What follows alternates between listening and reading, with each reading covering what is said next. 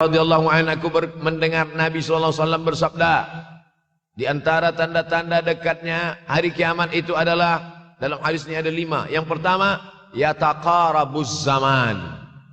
Zaman, masa, waktu makin pendek, makin singkat, makin tak terasa. Dulu nampak budak-budak, sekarang udah jadi mak budak-budak. Dulu nampaknya lama zaman masa ini, sekarang cepat saja.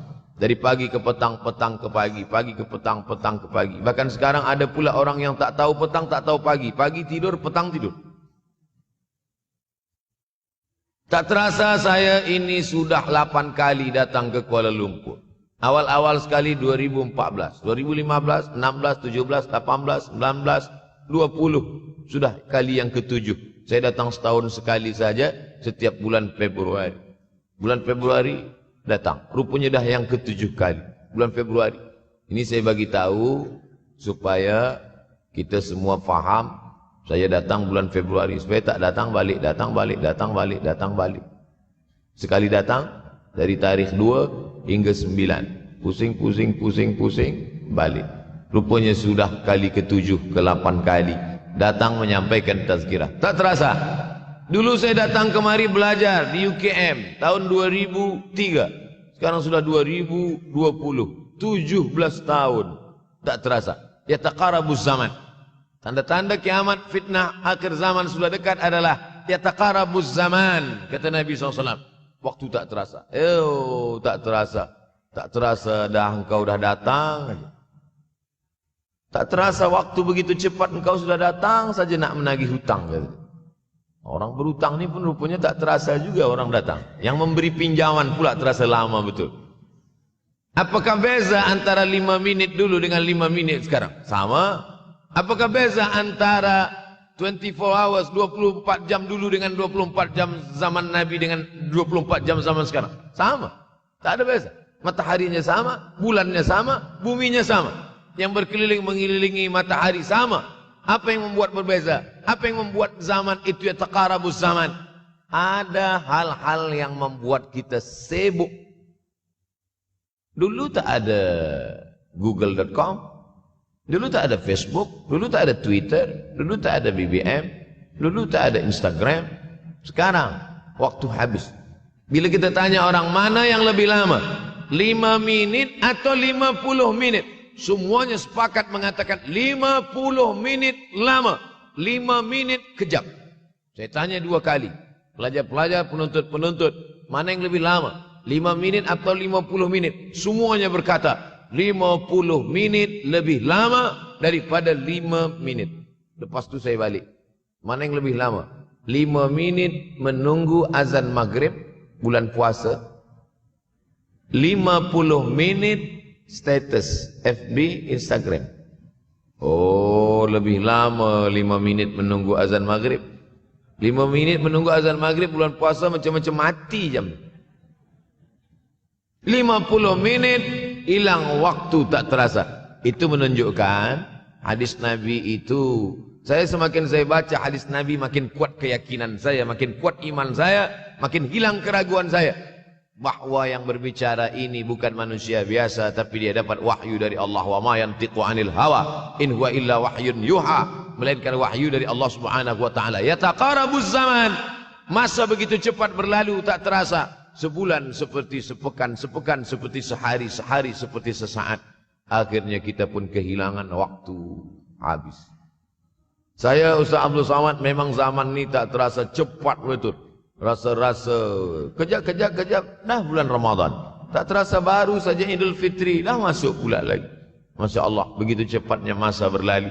Maka jangan sampai saya semakin saya baca hadis ini, semakin kuat keyakinan saya bahwa Nabi Muhammad SAW mendapat wahyu dari Allah Subhanahu wa taala. Semakin kuat keyakinan dan keimanan. Kenapa? Seandainya Nabi berkata zaman nanti di akhir zaman itu semakin cepat, semakin dekat, semakin berlalu tak terasa. Tapi kemudian zaman yang kita lalui tak sama seperti yang dikatakan Nabi. Mungkin datang juga keraguan dalam hati. Betulkah ini? Tapi ternyata 1441 tahun lampau, 1440 tahun yang lalu Nabi mengatakan. Dan hari ini terbukti zaman begitu cepat berlalu. Masya Allah, tabarakallah. Hari inilah ditemukan internet, hari ini datang television, hari ini datang WhatsApp, hari ini datang yang melalaikan kita daripada Allah Subhanahu wa taala.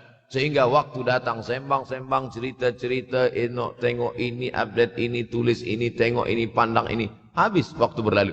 Padahal waktu inilah yang akan ditanya oleh Allah Subhanahu wa taala. 6 kali Allah bersumpah demi waktu.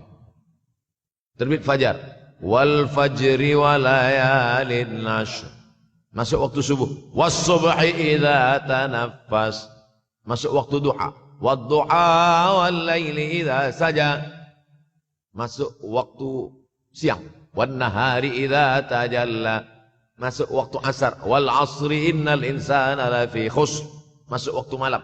2 kali Allah bersumpah demi waktu malam. Wal laili idza saja. Wal-laili idza yaghsha. Kenapa hadis ini yang Ustaz bahaskan?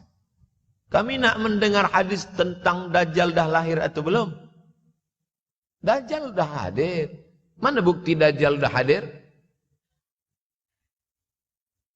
Kurma bisan tidak lagi berbuah. Bila kurma bisan tidak berbuah, Dajjal dah datang. Kurma bisan sekarang sudah berkurang, tak berbuah. Lalu kemudian apa lagi? Ain Zughar. Mata air dari Ain Zughar sudah kering. Sudah kering. Oleh sebab itu, tapi manakala dulu datang Habib Umar bin Hafiz, saya hadir majelis itu, adalah seorang bertanya, Habib, ya, Imam Mahdi dah lahir atau belum? Saya tengok, Habib menjawab, sepertinya dia macam tak suka pertanyaan. Kata dia, kita tak perlu mencari-cari dia dah lahir atau belum, kampung dia di mana, dia lahir di hospital mana, dia tak perlu. Yang perlu kita siapkan adalah iman dan takwa pengetahuan kita, supaya kita jangan sampai terkecoh, supaya kita boleh membezakan mana hak, mana batil, mana betul, mana salah, mana lurus, mana bengkok, mana hitam, mana putih. Sehingga dengan istiqomahnya kita beribadah ini, kita boleh membezakan mana Al-Masih yang original, yang asli, mana Al-Masih Ad-Dajjal. Makanya tadi sebelum salam kita berkata, Allahumma inni a'udzubika min azabi jahannam, wa min azabil qabri, wa min fitnatil mahya wal mamat, wa min syarri fitnatil masihid Dajjal. Membaca, menghafaz 10 ayat di awal surah Al-Kahfi. Siapa yang menghafaz 10 awal ayat, hadis lain mengatakan 10 akhir. 10 awal, 10 akhir, elok dua-duanya. Tapi Masya Allah, tabarakallah, anak-anak kita yang pakai jubah, pakai sorban putih ini, daripada tahfiz Quran, mereka tidak hanya menghafaz 10 awal, 10 ujung, dari awal sampai ujung dia hafaz. 30 juzuk dia hafaz. Mudah-mudahan anak-anak kita penghafaz Al-Quran. Allahumma ja'al abna'ana wa banatina min huffazil Quran wal hafizat. Jadikan anak-anak kami menjadi para penghafaz Al-Quran, ya Allah.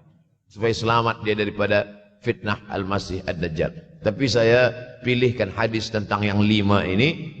Dengan 5 ini kalau kita amalkan, insya Allah Allah akan selamatkan kita dari fitnah akhir zaman ini. Yang pertama, manfaatkan waktu, kerana waktu di akhir zaman ini yataqarabuz zaman. Kerana waktu semakin dekat tak terasa, hilang, berlalu. Maka isilah waktu ini dengan ibadah. Jangan sampai ada waktu yang kosong.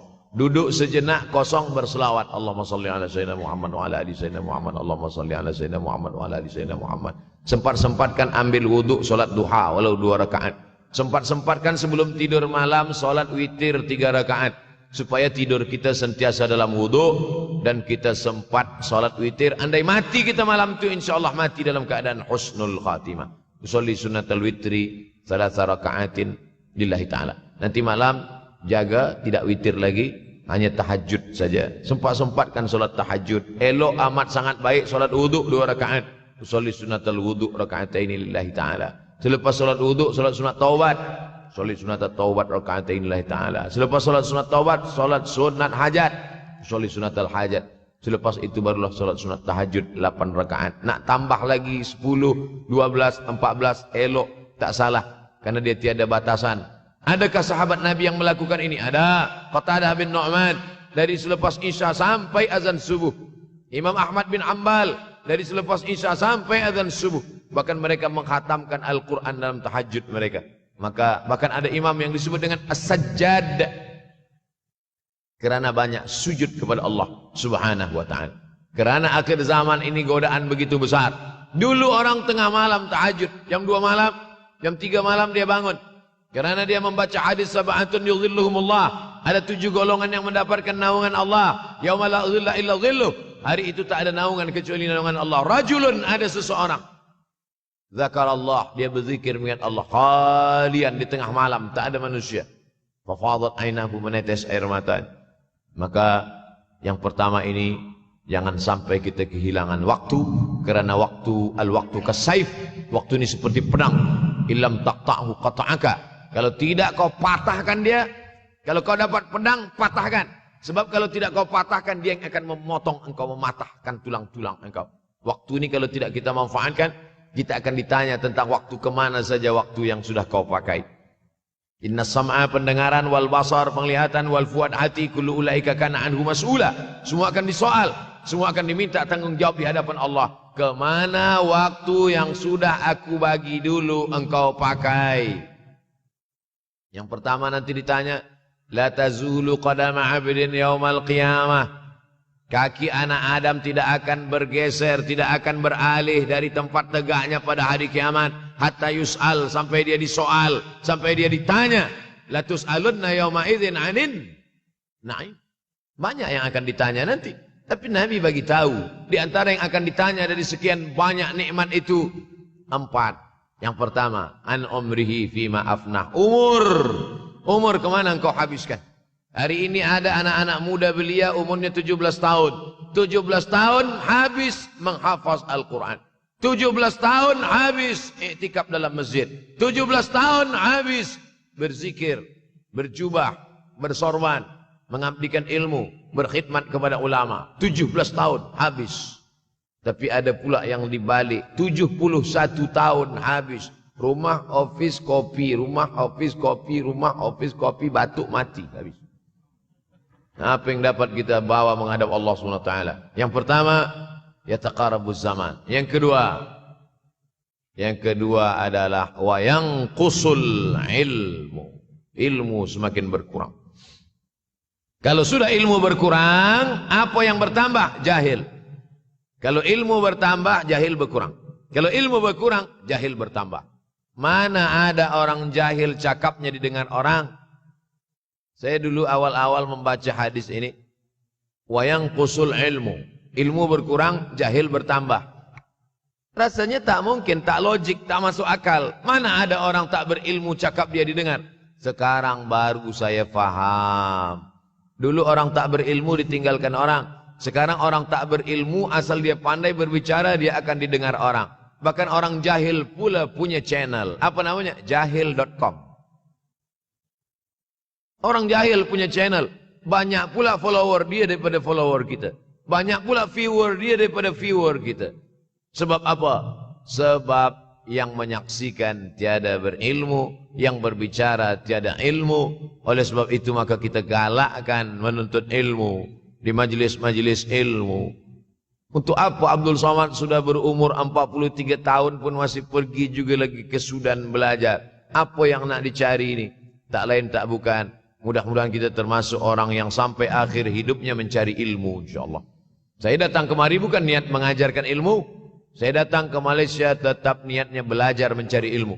Man salaka tariqan, siapa yang melangkahkan kaki melalui suatu jalan, yaltamisu fihi ilman, siapa yang melalui suatu jalan niatnya untuk mencari ilmu, sahalallahu lahu bihi tariqan ilal jannah, dimudahkan Allah jalannya menuju surga.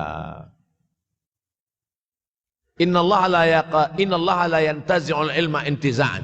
Innallaha la yanzi'ul ilma intiza'an. Allah kalau mencabut ilmu, bukan macam mencabut pokok kayu dari tanah. La yantazilul ilmu intiza'an. Allah tidak mencabut ilmu macam mencabut pokok kayu dari tanah hingga ke akarnya, tidak. Lalu bagaimana ilmu ini dicabut? Biqabdil ulama. Dengan matinya ulama, maka habislah ilmu. Meninggal Imam Syafi'i, berkurang ilmu. Meninggal Imam Nawawi, berkurang ilmu. Meninggal Imam Fulan, berkurang ilmu. Maka yang hadir adalah al-juhala. Yang lebih menakutkan lagi adalah al-juhala bithawbil ulama. Orang jahil dengan pakaian ulama. Abdul Somad tidak mengatakan dirinya ulama. Saya selalunya membacakan ayat Quran, membacakan hadis Nabi, menyampaikan fatwa ulama. Tak pernah saya berceramah, bertausiah. Menurut saya, siapa saya? Siapa kita? Syafi'i manusia, saya manusia. Syafi'i boleh berfatwa, saya juga boleh berfatwa. Imam Syafi'i berfatwa, Al-Quran 30 juzuk dalam kepala dia. Kita juzuk 30 pun kadang-kadang hilang. Imam Syafi'i balik dari masjid ke rumah, dia tutup telinga. Datang orang bertanya, Syafi'i, ya, kenapa engkau tutup telinga? Sebab bila aku dengar dari masjid ke rumah, semua yang aku dengar masuk tu semua aku ingat. Aku takut dia ingat di dalam, maka aku tutup. Kita, yang saya sampaikan tadi pun tak ingat. Oh, Ustaz mengejek kami. Enggak. Jangankan yang mendengarkan, yang bercakap pun tak ingat. Nasib baik datang orang Jepun mengingatkan kita. Nah ini, nama dia Sony. Manusia ini lupa. Oleh sebab itu maka yang kedua, akhir zaman. Wayang kusul ilmu makin kurang. Maka bersyukur anak-anak yang dimasukkan ke rumah tahfiz. Kalau ada rumah tahfiz di kampung biasa, kalau ada rumah tahfiz di desa, dusun biasa, tapi ada tahfiz di tengah kota besar Kuala Lumpur, masih ada lagi rumah tahfiz Quran. Siapa yang mewakafkan rumah tahfiz? Siapa yang memberikan beras? Siapa yang memberikan duit? Siapa yang memberikan belanja? Siapa yang mengirimkan ustaz? Masya Allah, tabarakallah. Maka ini semua, mudah-mudahan kita istiqamah semuanya insyaAllah. Supaya apa? Supaya lahirlah anak-anak kita yang alim, berilmu. Karena ini makin banyak orang jahil. Al-tau bi ghairi ilmin. Memberikan tazkirah, fatwa tanpa ilmu. Dhalla wa adalla. Dhallu wa adallu. Sesat, menyesatkan. Kalau setakat sesat saja, ini sudahlah sesat. Menyesatkan. Na'udzubillah. Masuk yang ketiga. Yang ketiga adalah wayang kusul ilmu, setelah habisnya ilmu-ilmu ini semua dicabut oleh Allah Subhanahu wa taala. Lalu kemudian setelah ilmu dicabut Allah Subhanahu wa taala, wa yulqas syuh. Wa may yuqashuh. Sin dengan hak kecil. Wa may yuqashuha nafsihi fa ulaika humul muflihun. Siapa yang selamat daripada sifat syuh, itulah orang yang beruntung. Hayya 'alal falah. Mari kita menuju keberuntungan, kemenangan. Siapa orang yang menang? Selamat daripada sifat syuh. Ada orang menerjemahkan syuh ini pelit, bakhil. Bakhil ada yang lebih parah daripada bakhil. Syuh. Bakhil ini, bakhil tidak ingin memberikan uangnya untuk orang lain. Itu bakhil. Dia ada uang 10 ringgit. Uang itu hanya dia makan saja. Dia tak mau walaupun setengah sen kepada orang lain. Itu namanya bakhil. Kalau syuh ini, duit dia simpan, duit orang pula dia makan. Nah, itu syuh. Jadi lebih parah lagi. Oleh sebab itu kalau sudah ilmu ini dicabut, orang menjadi jahil, maka datang penyakit syuh yang ketiga. Apa itu syuh? Hubbud dunya, hubbul mal, wa tuhibbul mala hubban jamma. Engkau sayang kepada harta, amat sangat sayang. Dia pegang semuanya sampai tak meleleh, tak menetes walaupun satu tetes. Akhirnya mereka inilah pendusta-pendusta agama. Ara'aital ladzi yukadzibu biddin. Tahukah kamu siapa itu yang mendustakan agama? Fadzalikal ladzi yad'ul yatim. Mereka itulah yang membiarkan anak yatim. Wala yahuddu ala ta'amil miskin. Dia tidak mempedulikan makanan orang miskin. Sebab apa? Bukan sebab tak ada harta, sebab syuh. Kenapa syuh? Sebab tak ada ilmu. Tak ada ilmu tentang akhirat. Dia pegang, dia simpan, mati, habis.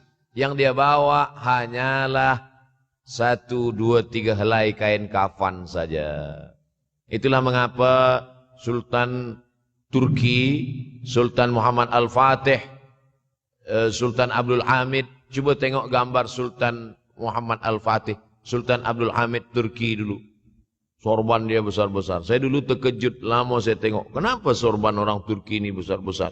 Lama-lama saya baca, rupanya sorban orang Turki itu kain kafan. Tuan-tuan, balik dari sini, beli kain kafan 2 meter. ikatkan kepala, bawa sembahyang. Supaya ingat mati. Bolehkah menyiapkan kain kafan? Baca kitab Tambihul Mughtarrin, peringatan bagi orang-orang yang tertipu. Di situ ditunjukkan banyak ulama, bahkan mereka menggali tanah di dalam rumahnya. Malam-malam dia tahajud, selepas tahajud dia duduk di dalam tanah itu supaya terasa bagaimana rasanya mati. Gali tanah 2 meter, masuk ke dalam. Tapi kalau nak buat itu kita saja dengan Allah. Jangan pula, banyak juga orang sekarang udah gali tanah masuk ke dalam, streaming pula.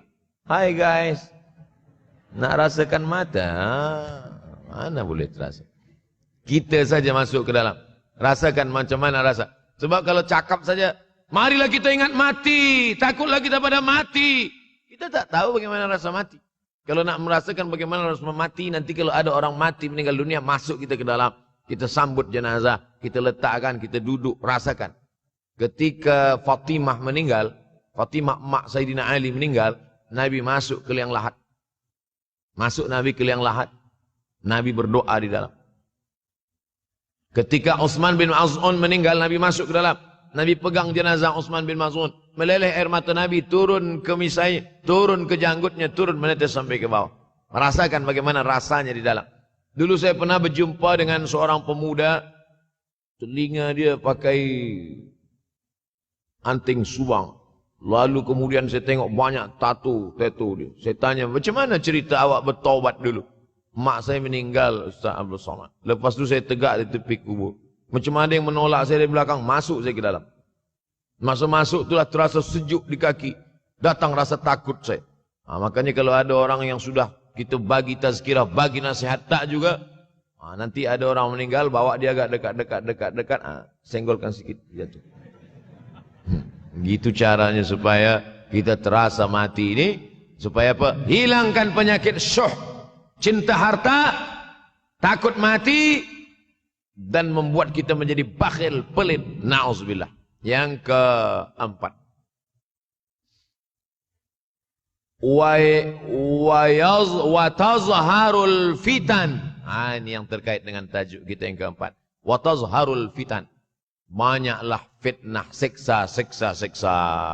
Dulu masa saya kelas 1 madrasah tahun 1990, berkumpullah kami bersama-sama dengan cikgu mengkaji masalah apa? Masalah Bosnia Herzegovina, mengamuk Slobodan Milosevic, menghancurkan umat Islam di Bosnia.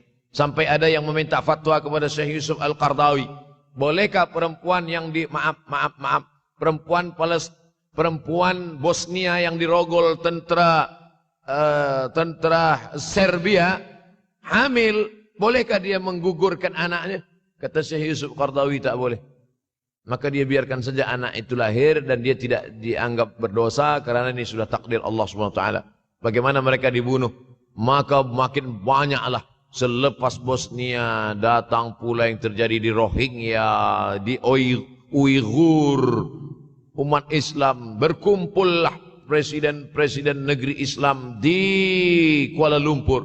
Erdogan datang, kumpul semuanya membahas bagaimana nak menolong Muslim Uighur. Rupanya umat Islam pun tak sanggup nak menolong. Apa yang boleh dilakukan di Uighur? Berdoalah umat Islam. Rupanya Allah kalau mau menolong, mudah saja. Mudah saja Allah menolong. Tidak datang rudal skat, tidak datang tentera, tidak datang senjata. Cukup datang corona. Selesai. Allah Subhanahu wa ta'ala. Wa makaru wa makarallah. Mereka membuat tipu daya, Allah balas dengan tipu daya yang lain. In tansurullah, kalau kau tolong, ittaqu da'watal mazlum, takutlah kamu terhadap doa orang-orang yang teraniaya. Fa innahu laisa bainahu wa bainallahi hijab, karena di antara dia dengan Allah tak ada hijab sama sekali. Wa yakthurul wa tazharul fitan, banyaklah fitnah. Yang terakhir, yang kelima, wa yakthurul haraj. Wa yakthurul haraj, banyak terjadi haraj, kata Nabi. Sahabat pun bertanya, ya Rasulullah, wa mal haraj? Apa haraj itu ya Rasulullah? Kata Nabi SAW, al-haraj al-qatlu. Nanti di akhir zaman itu akan banyak pembunuhan. Dulu pun banyak juga pembunuhan, tapi tak banyak sekarang. Pembunuhan di Palestina sampai sekarang tak berakhir. Pembunuhan Rohingya tak berakhir. pembunuhan di Uighur, pembunuhan. Dulu imam-imam masjid, imam salat tarawih dulu di Masjidil Haram. Allahumma ansuril Islam wal muslimina fi Falastin. Dulu satu. Selepas itu bertambah. Allahumma ansuril Islam wal muslimina fi Falastin wa Suriah. Selepas itu bertambah lagi. Allahumma ansuril Islam wal muslimina fi Falastin wa Suriah wal Yaman. Selepas itu bertambah wa Uighur wa akhirnya wa fi kulli makan. Semakin bertambah. Oleh sebab itu maka ini di antara fitnah akhir zaman. Man lam yahtam bi amril muslimin falaysa minhum. Selepas kita kaji hadis ini, apa tujuan kita? Tujuan kita semakin menguatkan keyakinan, banyak-banyak beribadah, nasihatkan anak menantu, sahabat, jiran, tetangga, supaya semakin istiqamah menjalankan syariat, rajin-rajin sholat berjamaah, banyak-banyak berzikir, hatamkan Al-Quran, banyak-banyak berinfak, banyak-banyak bersedekah. Andai mati kita, insya Allah mati dalam keadaan husnul